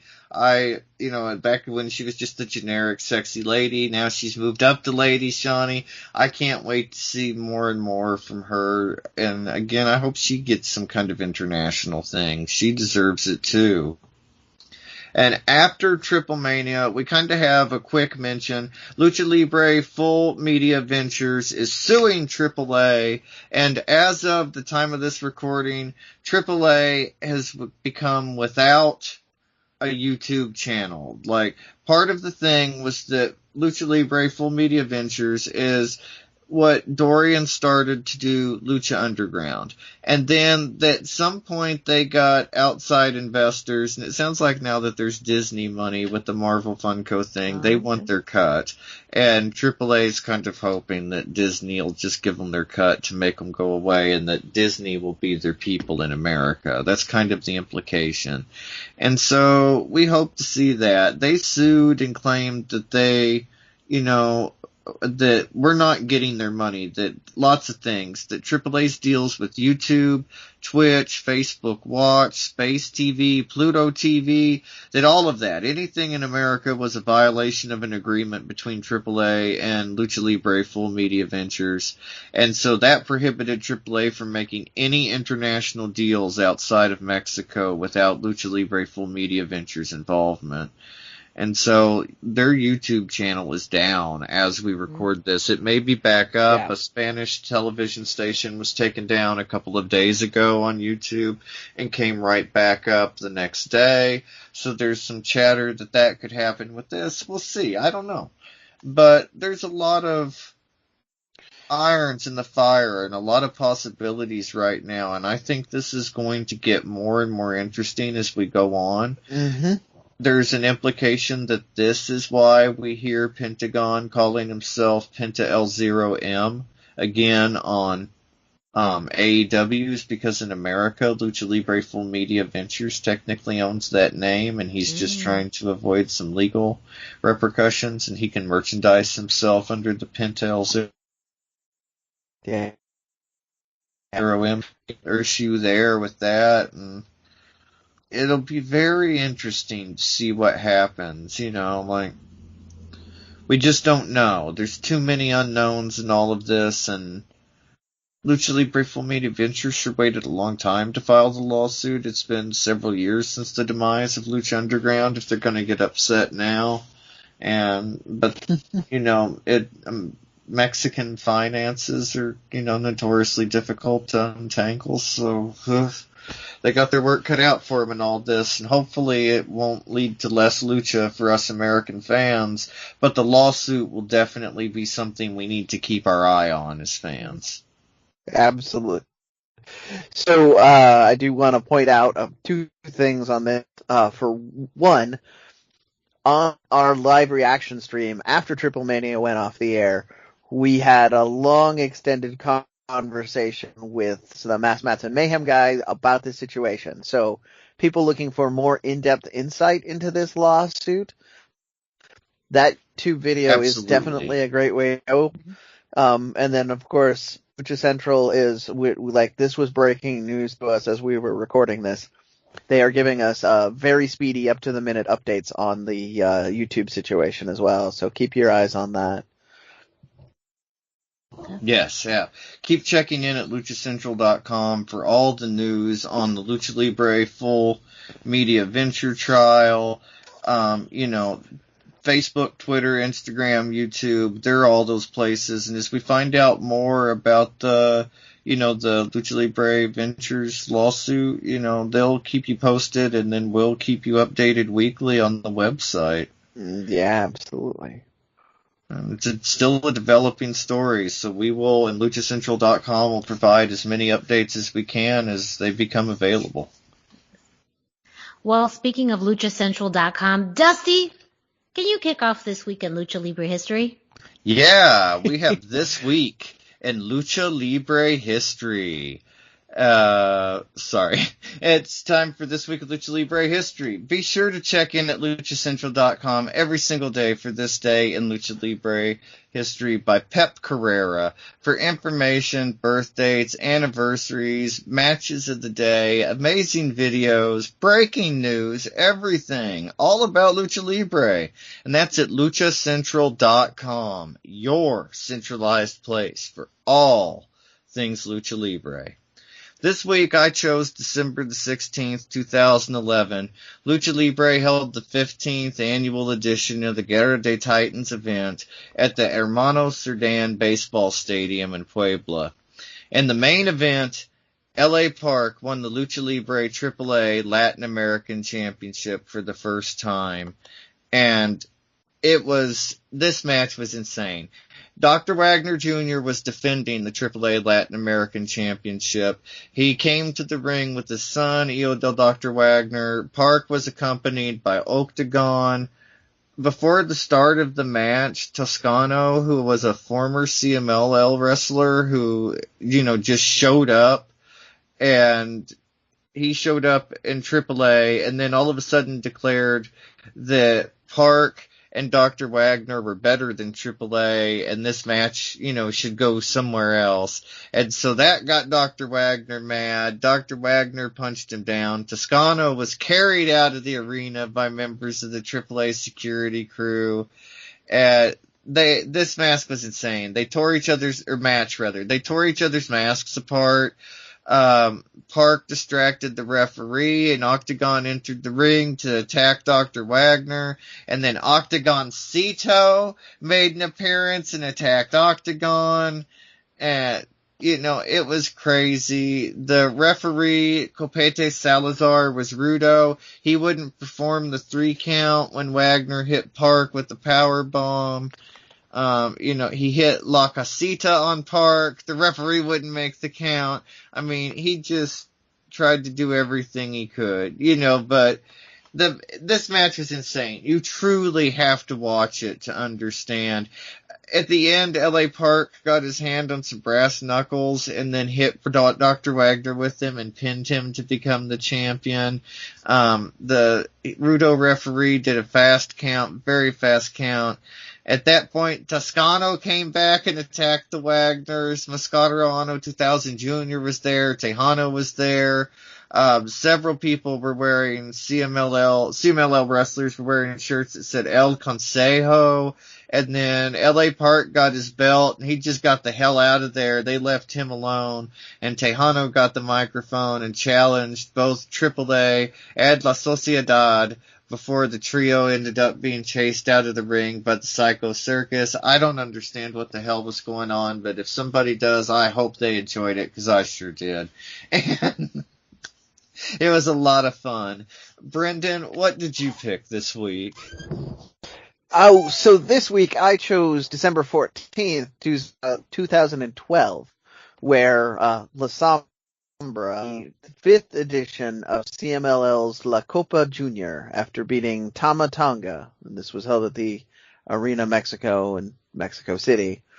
So, I mean, it was, obviously they were promoting a little bit of New Japan to have this in there. We won't be having that this year at the Copa Junior, but that is usually they try and have a big show with lots of big names and big excitement. And this guy La Sombra, I mean, he's got a bright future ahead of him if he can ever get his problems fixed with the company he's working in. But it's a fantastic match. There is video of it, so like people that are into kind of the hybrid Japanese Mexican style matches, one of my favorite things they did with the WWE's Junior Cup as well, where they had wrestlers with different styles clashing. Fantastic match. Miranda, what did you wind up with looking at this week? Yes. So I also picked December 16th, but I picked the year 2000, and that is when Lucha Libre legend Blue Demon passed away. And this is what I wanted to focus on because Blue Demon is one of the most famous luchadors in all the entire world, along with his rival El Santo. And so I thought that it would be fitting to remember him in the day of his passing, but also celebrate his career. And though it very much paralleled El Santo, he was very much the heel side of that. So, and we saw that, of course, in the ring, but also in his movie career. He began his in-ring career in 1948 and retired in 1989, so 41 years in Lucha Libre. He also had a film career dating from 1961 to 1979 as well. Mm-hmm. And so... Yeah. I mean, that's where he's most famous. Most people haven't seen a Blue Demon match. They've seen him wrestling in the movies or fighting in the movies. Yes. Yeah, I mean, as far as some of his championships, he did win the NWA World Welterweight Championship, the Mexican National Welterweight Championship, and he was also a Mexican National Tag Team Champion. But again, you're absolutely right, Dusty. Where he's most remembered is in his film work. A lot of the films were more sci-fi, action, kind of campy based. He was in 25 films, and Santo was in 9 of them. So fans may remember those as well. But yeah, the popularity, even his mask. I mean, we talked about that in our Mount Rushmore of Lucha Libre. Blue Demon, his mask is synonymous, and it is really one that's replicated the most, that we see as kind of icons of Lucha Libre. Anytime you see some type of Lucha Libre merchandise, even if it's generic, I guess especially if it's generic, it is usually modeled after Blue Demon. It's true. Yes. So I think just that presence and that visual lives on so much now in Lucha Libre, but also in wrestling. And again, just that crossover star, he was doing that in the 60s and 70s, way before The Rock and John Cena and Hogan did. You know, that was a lot more common in Mexico. So that too is something that I think that now, fans look at and say, some can take it as a sign of almost a public acceptance of wrestling. And also for some wrestlers, it's a career that you do after you wrestle. But Blue Demon was an example of doing that while you're wrestling, that he had a wrestling career that coincided with a film career. And so, Brendan, you had some thoughts. Oh, well, I was just gonna say he had that iconic look. He partially because of the movie career and all of that, but always the first couple of encounters I've had with lucha imagery was usually a Blue Demon mask and a Blue Demon T-shirt, which was a representation of the mask. I asked somebody what that was, and that's what they told me. So, I mean, Dusty has his story he's told about being introduced to Lucha by a Rey Mysterio mask, but Blue Demon did that for a generation before Mysterio reached that point. So, absolutely. Even more than Santo in that respect. Like, Santo is the icon and the grandfather, but everybody knows the Blue Demon mask and presence. Yes. Very good point. Yeah, incredible that he only made 9 movies with Santo. You know, we kind of think of them as partners in the movies, you know, fighting evil, and interesting that there's only 9. Like, 9 out of 25 at least, you know, that's incredible. And also, CMLL held the first ever Leyenda de Azul back in 2000 as well, which is the annual event that honors Blue Demon. So, that too, just, his legacy, not only in the ring, out of the ring, but now carries on with that event, had carried on with that event. And so that too is, again, the image of him is what we know of Lucha Libre and followed him in his career. But also very good point about most fans will remember his work outside of the ring more than inside. I know that's the same for me as well. And some of it is the time frame, especially because he had such a wide career, and most of that, well, you know, they didn't have a lot of recordings of Lucha Libre, so that's where the movies come in, and that's how we remember him. So, yeah, that is what I picked for this week in Lucha Libre history. It's fantastic. So that was the anniversary of his passing. Which, I'm going to piggyback on that. There was another news story that I would feel bad if we didn't get it in. I forgot that we were doing something special in the upcoming weeks, and I wouldn't have time to catch up on this. So we also this week had the passing of Dr. Alfonso Morales, the iconic announcer. So I guess apparently if you're going to be a legend in Lucha Libre, this is the week to do it, whether it's years apart or not. But he as I said, he's iconic. Someone pointed out today that even Jim Cornette references him when he's doing commentary. So it's someone that even English speakers from Kentucky are representing as kind of the upper tier of announcing, and somebody that should be looked up to. So his passing is genuinely a thing that will impact the world of wrestling for a while now. Very good note. Thank you, Brendan. with that, can you let our listeners know more about luchacentral.com, where they could find news and information on Lucha Libre? Man, I made that transition really hard. Sorry. If you're listening to this and you haven't visited luchacentral.com, it's time to do it.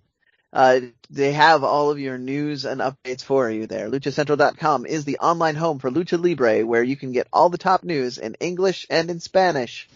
Find the best curated video content, original content, not seen anywhere else. Find when Lucha Libre events would be happening in your area. Find photo galleries from top photographers covering Lucha Libre around the world.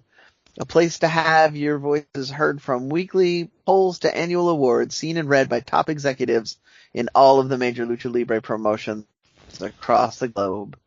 And as always, it's free, so there's no reason not to go there. I mean, just make it your homepage. Go there all the time. LuchaCentral.com, your centralized place for all things Lucha Libre.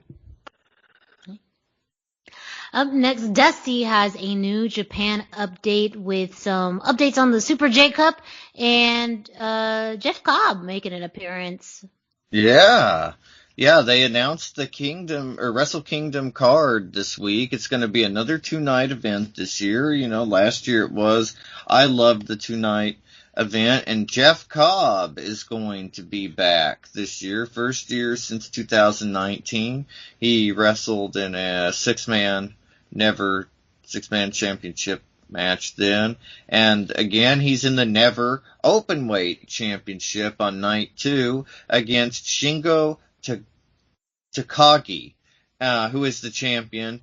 And he will go up against him on January the 5th. It's really exciting for Jeff Cobb. New Japan seemed to be very, very high on Jeff Cobb, and he is working his way up. Night 2 is, the most exciting night. It's the night where all the real interesting stuff happens, and the stuff that we just don't know. Like the champion, whoever wins night 1 goes into night 2 and has to wrestle again, put their championship on the line again, or for the first time.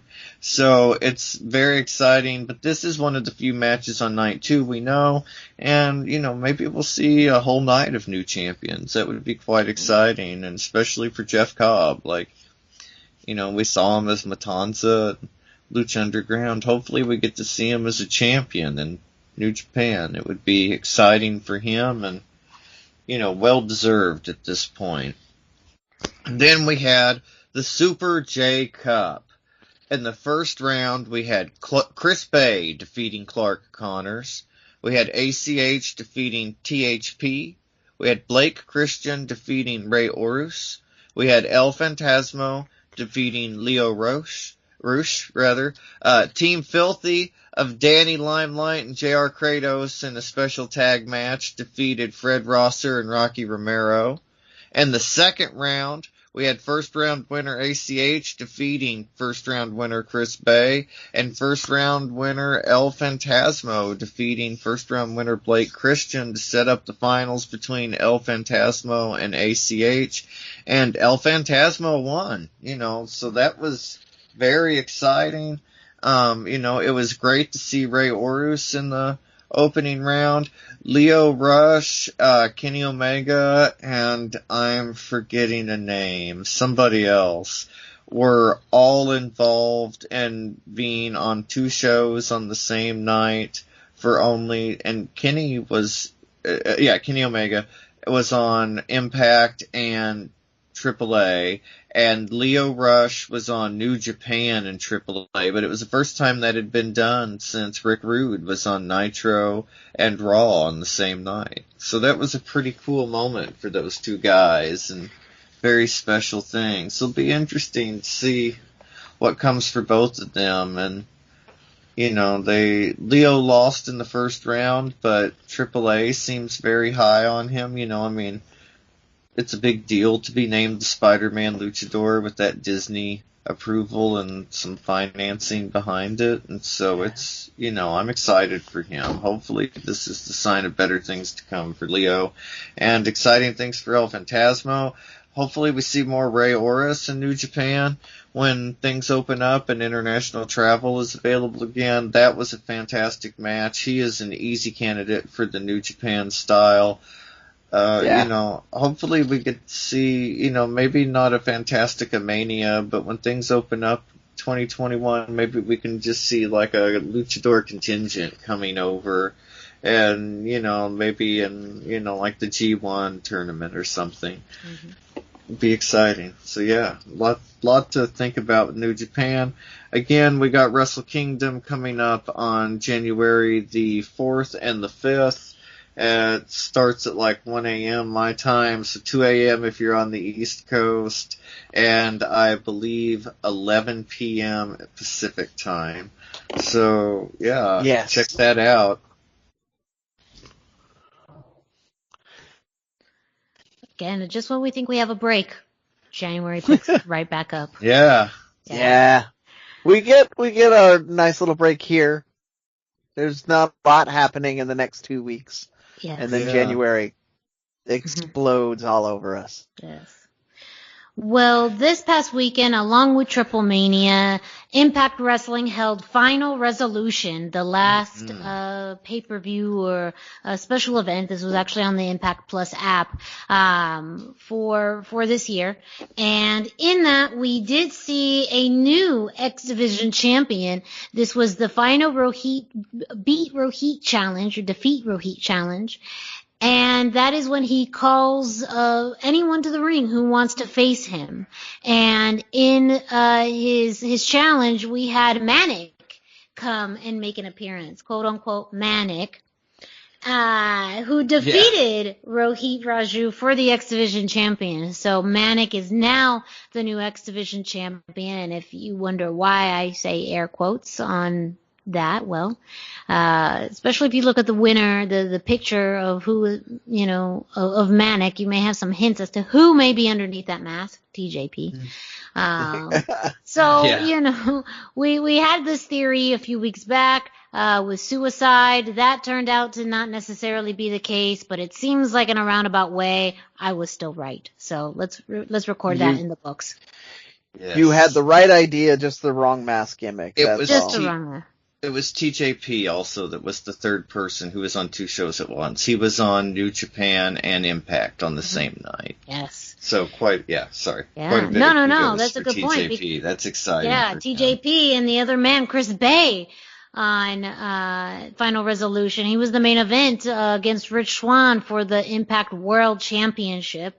Rich Swann retained the championship, but a fantastic match. It's also just a huge career high for Chris Bay. Absolutely. For him, who's really been with the company only for a year and has already become X Division champion, has now challenged for the World Championship. And so a fantastic match and a huge milestone for Chris Bay. So unfortunately did not win. But still a great match and an indication of some things to come. So, Final Resolution 2 on top of a busy weekend of wrestling. However, I know what you want to hear. This week in Impact Wrestling, before we get to the big news, we had a semifinal match in the Knockouts Tag Team Title Tournament. Taya Valkyrie and Rosemary versus Tasha Steelz and Kiera Hogan. And to, at least my surprise, but not really surprised, Taya and Rosemary lost in this. And this was actually thanks to a distraction by Deonna Purrazzo and Kimber Lee, who they faced in the first round match. And also Deonna Purrazzo's had a match against Rosemary at Final Resolution. They came out with a distraction, while Taya was in the ring with Kiera Hogan. They came out and distracted Rosemary, knocking her out, which allowed Kiera Hogan to get the win. And so they are advancing into the finals of the Knockouts Tag Team Title Tournament. They will now face the winners of Jordan Grace and Jazz versus Nevaeh and Havoc. That match we will see next week on Impact, and then the finals will be at Hard to Kill on January 16th. Also this week on Impact, Willie Mack issued a challenge to Moose an I Quit that first Impact Plus event of 2021 on January 9th. So Moose has agreed, and we will now have an I Quit match between Moose and Willie Mack at Genesis. But it's going to be great. It really, really is. I hope it's going to be a banger. I hope Willie Mack comes in full force for that match. But let's get to the end of this. So something that we saw too, because that's what we're all here for. At the end of this week's show, Carl Anderson and Rich Swann got into an argument. Rich Swann was trying to talk some sense into Carl Anderson, saying he didn't have to cheat to win. And this was due to kind of a fire that got lit under Carl Anderson by Kenny Omega, saying, "Where's the machine gun that I know? Where is he? Go ahead and beat him in 2 minutes." And sure enough, a great match, and Carl Anderson won. However, Carl Anderson was not having any of Rich Swann's nonsense, and he stroked him. He made a big old hit on him in the back area of the arena. Then we see the Motor City Machine Guns coming out to help out Rich Swann, but out of nowhere, then we see Doc Gallows make a return after a few weeks of absence. And then, so we had a pretty, big brawl out in the back area. But an even bigger surprise with Kenny Omega. He hit Rich Swann over the head with some type of, not even a plate, but just those signs, when people are mopping and they say don't, caution signs. Yes. So Kenny Omega. Mojado. Yes, piso mojado. Watch out, cuidado. Kenny Omega hit Rich Swann over the head with that caution sign, and sure enough, he announced he wanted to have a reunion with the Good Brothers, and of course, Don Callis was there as an executive at Impact Wrestling. He made the match. So on Saturday, January 16th at Hard to Kill, Kenny Omega will team up with Carl Anderson and Doc Gallows to face the Motor City Machine Guns and Rich Swann. So we are going to see Kenny Omega in an Impact Wrestling ring in 2021. So very big news coming out of this week's Impact in regards to Kenny Omega. This could be the beginning of what we see Kenny Omega possibly moving towards challenging Rich Swann for the Impact World Championship. We know that Brian Cage dressed up as Thanos this week, but Kenny Omega is trying to be Thanos. And so we'll see if he is successful in collecting all of his championships. A quick note on viewership. This week there was a drop in viewership of Impact Wrestling. Viewership last week is at 221,000. It was down to 177,000 this week. There was also a drop on their Twitch viewership. At the highest point of the night, there was about 14,600 viewers on Twitch, which was down from 52,400 the week prior. So still great numbers, but this is actually kind of evening out viewership for Impact Wrestling. The 177,000 viewers is a little bit more on par to what they were doing. 221,000 was the biggest of the entire year. They had up to 200,000 back in January of this year as far as viewership. So we did see a spike last week, but it is showing that fans, may lose the interest or luster in this cross promotion sooner rather than later. Yeah, it's really exciting what's going on. Like, it's an exciting time to be a wrestling fan. There's finally some synergy in it again, and Kenny Omega and his cross promotions really had a lot to do with that. Yes. Very, very true. So we will see. But again, Hard to Kill, January 16th. AEW World Champion, AAA Mega Campeón.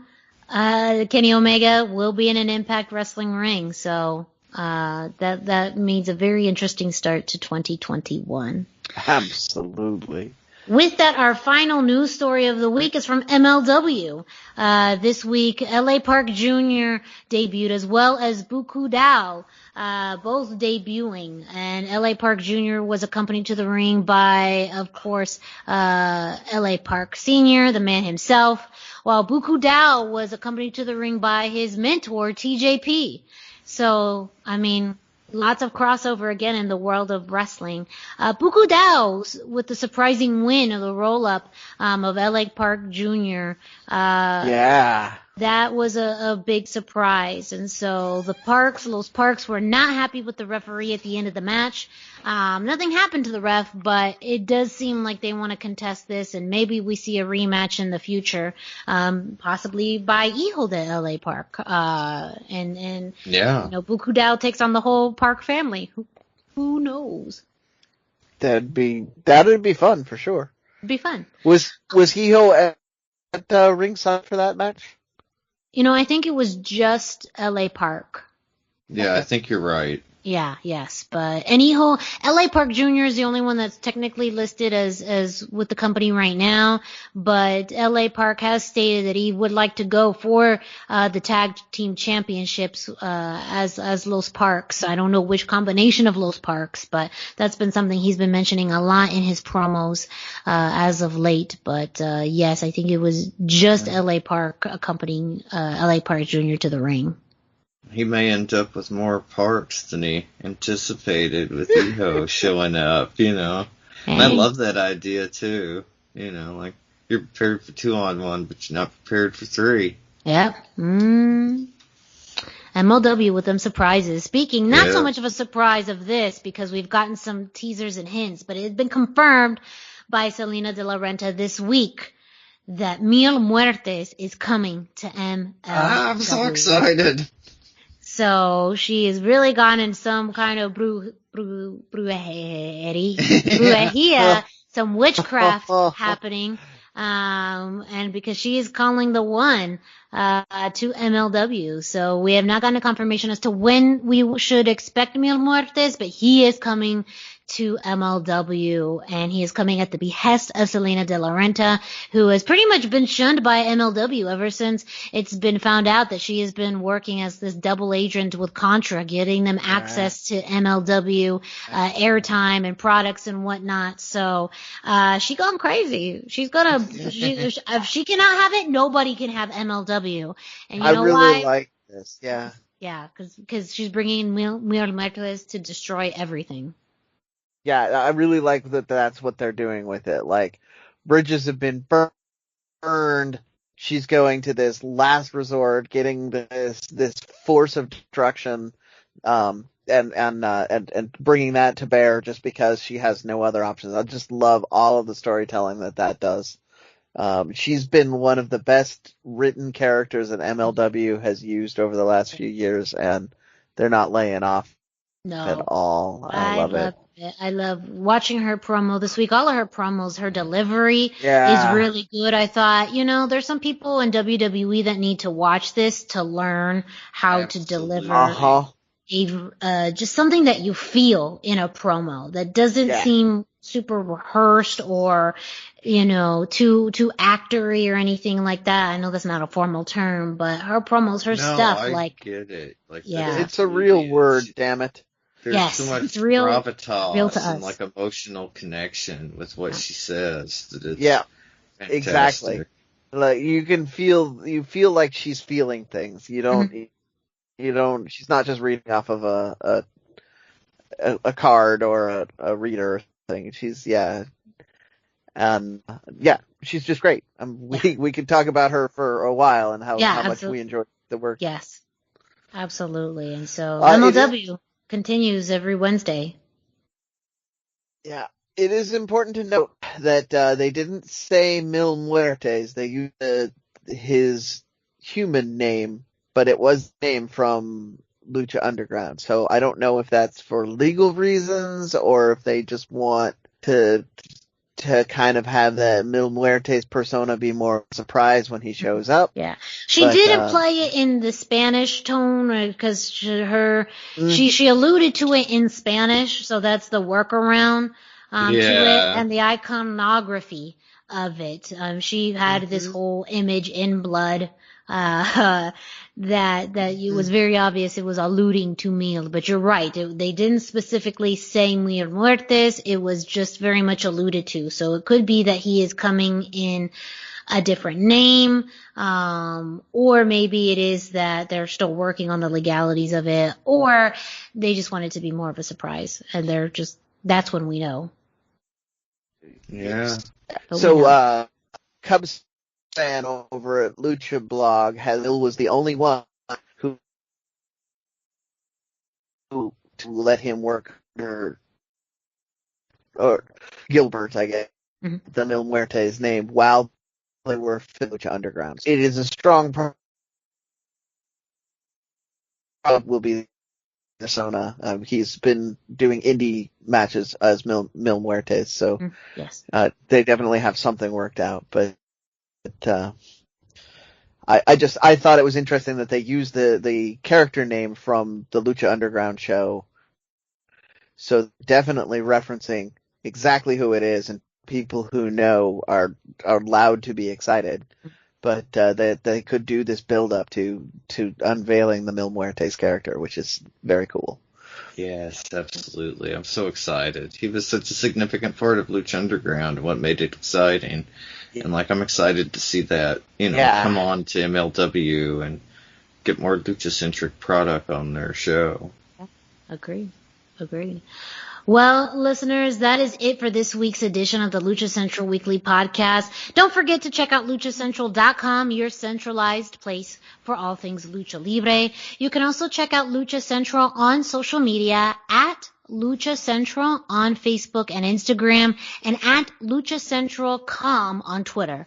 We've already told you about the YouTube page. It's still up and running. Our videos are still there. So go and check the Lucha Central YouTube page, where you can see the live stream of Dusty and Brendan going over and their reactions from TripleMania, and of course lots of other great videos and interviews on the Lucha Central YouTube page. And while you're at it, go ahead and follow us on social media. Dusty, where can our listeners find you? Yeah, I am on Instagram at Dusty Murphy, all one word, and I am on Facebook.com/Dusty Murphy, all one word. So yeah, check it out. And Brendan, where can our listeners find you? I am numbers 321 and then spelled out T-shirt guy 321 guy, and you can find me on Instagram. Once again, I logged in twice this week, so I'm that's consistency now. I'm on Facebook and I'm on Twitter all the time. Every little awkward pause you're hearing during the show, it's probably because somebody did something interesting on Twitter. So you can grab me there most times, most days. And I will, as we haven't said it in a while, so I'm going to remind people, I will be Miranda's official inbox over on Twitter. So if you want to talk to Miranda or Dusty, you can absolutely drop messages off with me on Twitter, and I will bring it to them, and we will talk about it. And with always taking your indie match suggestions too. So I'm all three, and that's why I've been logging in on Instagram a little more, just to see if anybody's giving me anything over there. Please send us all of your submissions of it. Right. And me, Miranda Morales, you can find me on Instagram and Facebook at the #Miranda, hashtag spelled out. And feel free to leave us some feedback on social media, or you can do that if you subscribe, rate, and review to the podcast through your favorite podcast streaming platform. You could do that through iTunes and Spotify and Speaker and Podbay. So go ahead and subscribe so that way you get notifications every time a new edition of the Lucha Central Weekly podcast drops. You can rate us, leave us a star rating review, and also, give us your feedback. Let us know what you think. We are always taking recommendations on topics for future shows, things that you like, things that you don't like on the show. That is all fine and dandy with us. Just let us know. So a big thank you to listening to this week's episode. We know we jam-packed it with lots of information, but we are so appreciative of our listeners and those who, whether you're listening to the show for the first time or if you're a returning listener, a big thank you. For Dusty Murphy and Brendan Barr, I'm Miranda Morales. Thank you, and we will be back next week. Respetable público,